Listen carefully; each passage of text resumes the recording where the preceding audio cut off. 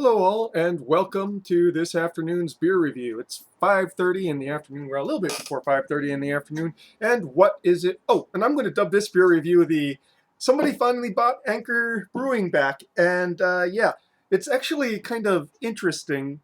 Um, so the brewery and all of its, so the actual physical brewery and all of its intellectual assets were just purchased by the guy who owns Chobani Yogurts. And the funny thing is, he's from Turkey, but he's actually ethnically Kurdish. Uh, and what I find funny is that he doesn't live in San Francisco. He's not particularly a big beer drinker, but he just really liked the story of Anchor Brewing. And I think the story of Anchor Brewing is really half the reason why it's so great. But we are not going to be reviewing any Anchor Brewing beers, and I'm not going to crack open my last bit of old Anchor stuff until the new Anchor stuff comes out, which will probably be sometime. They have to go and reopen everything, all the physical facilities, rehire people, get all that stuff. So I would imagine it's going to be about a year before they even start brewing anything again. But what is it that we are reviewing? Well, I don't hold up high hopes for this one, folks. This is Lagunitas, which is a pretty good brewery. Tiki Fusion, questionable. Zombie, cocktail inspired IPA. 10.0 ABV. So you know how I feel about these super high ABVs, super high ABV stovepipes. Uh, as far as I'm concerned, this is like the hipster version of a flask of like Mad Dog 2020 or Ripple, or you know, it basically exists to get you tore up, and anything else besides that is sort of secondary. So yeah, this is all I'm going to be drinking. That is, of course, if it is not too offensive to my palate. And let's just say the reviews on Beer Advocate for this one weren't great either, which bespeaks a certain dread inside of me and inside my head for tomorrow morning. So let's read the label now, shall we? A forewarning for your senses. This exotic fusion of flavors has been crafted to conjure cocktailian notes of orange juice, fresh lime, grapefruit, and allspice, and brewed without summoning any liquor spirits. Our homage to the original zombie and tiki movement, both created in our home state of California. BYOTU, naturally.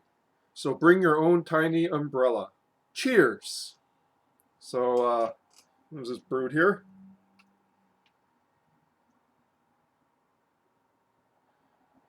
Oh 03/12/24.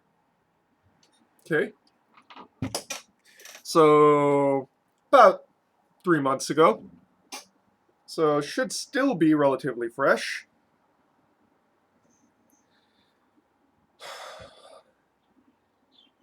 I'm not looking forward to drinking this, man.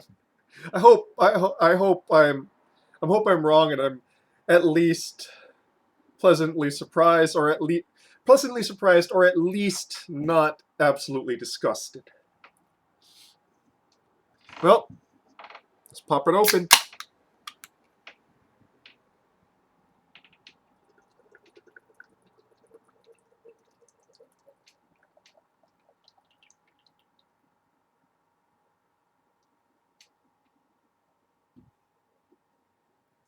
This is the lightest colored IPA I have ever seen.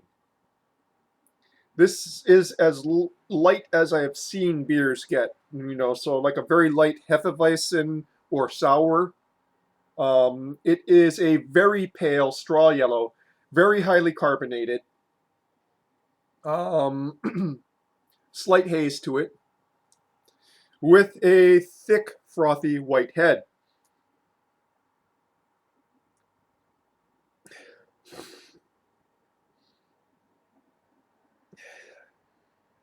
Okay.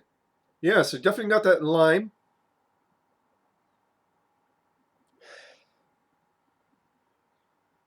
Grapefruit. Certain spiciness there. I'm guessing that's the allspice. But I always associate allspice more with like um, pumpkin ale, so more of a warming thing. So it smells almost peppery in this. Oddly enough, it doesn't smell like hops, which is odd for an IPA. You know, it really smells of the adjuncts,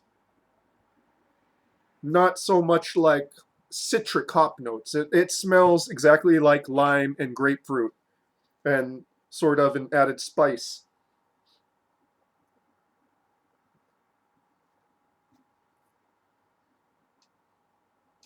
Okay. Um,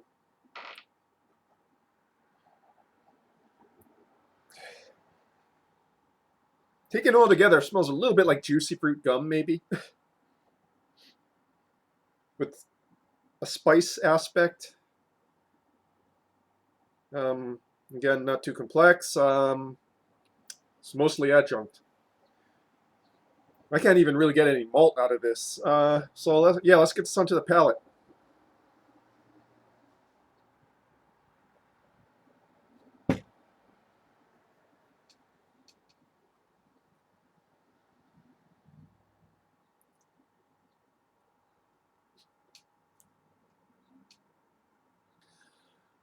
Oh God, is this even beer?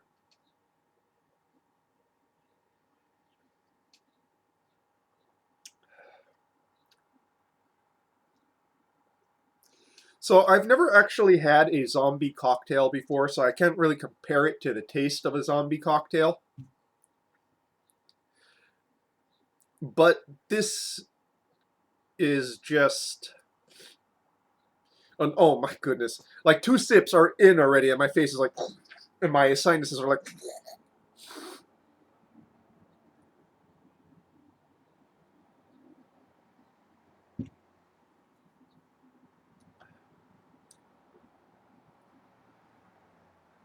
So there's this unholy bitterness. It's like the only IPA aspect about this is the hop bitterness, but all the everything else around it, you know, is kind of tropical.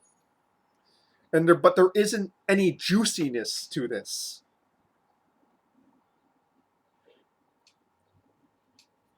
You kind of see why the hazies and all those other ones kind of rely on the juiciness, because you just get like this kind of dis disconnect here.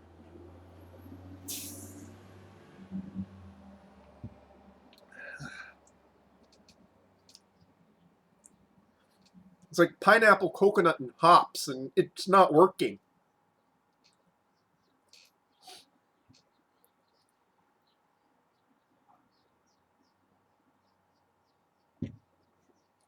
Top note is a booziness. Um, Better catch that now because I don't know. My nose is going to start running like a faucet. I might have to just go and cut this one off kind of early.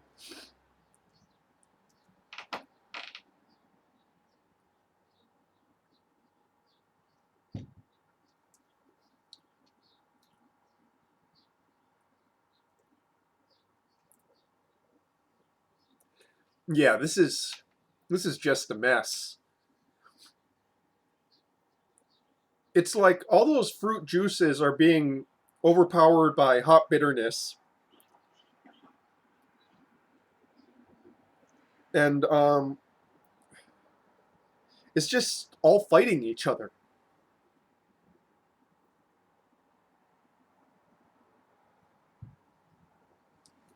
And the booziness is just like it's not like boozy heat on the palate, but it just smells like cheap alcohol in the top note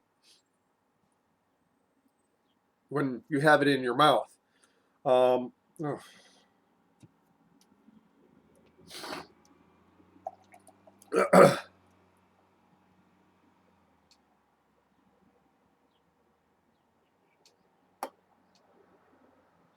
Why? Why has craft beer come to this? Why? My kingdom for a porter.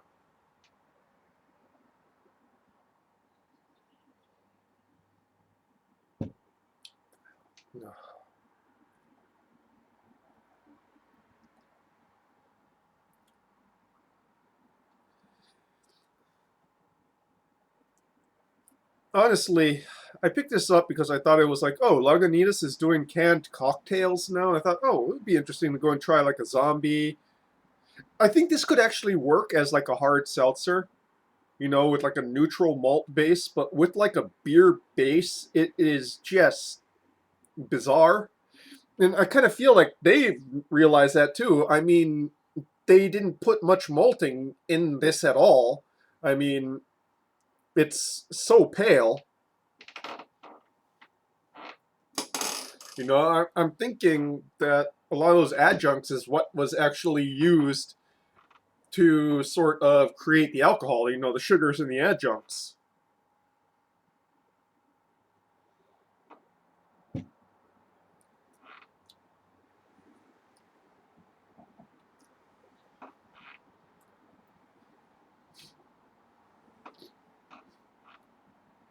But yeah. Um,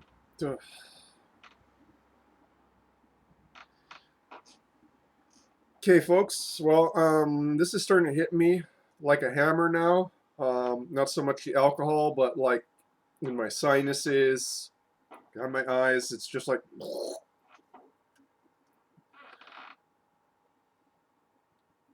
Generally speaking, you know, these super high ABV kind of stunt beers that are sold in stovepipes are generally not worth drinking at all. Um, you know, and I'm not going to say all stovepipes. Regular beers, like one of my regulars is Kona Brewing's Golden Ale in the stovepipe, but that's a 4.4 beer. It's one of their flagship beers. You know, it, it's not something made to just get you tore up. You know what I mean? This is, well, I don't know. It's like I don't get the appeal of this. Is it's like, why not just go and buy like, you know um like Steel Reserve if you really want that. This stuff doesn't taste good. You might as well be drinking malt liquor.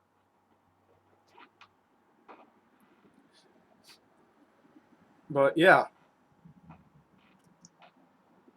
um, I'm not going to hit them too much for this because I know this stuff brings in the money. But it's like, why? Why would you? I guess if you just want to get drunk, it's fine. It's going to get you there really goddamn quick. That's for sure.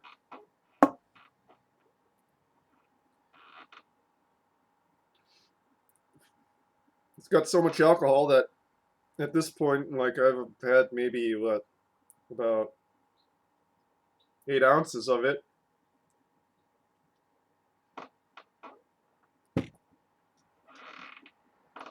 That I can kind of ignore how bad it tastes. Oh my god, as it warms up, that aftertaste is just becoming dumpster juice delicious.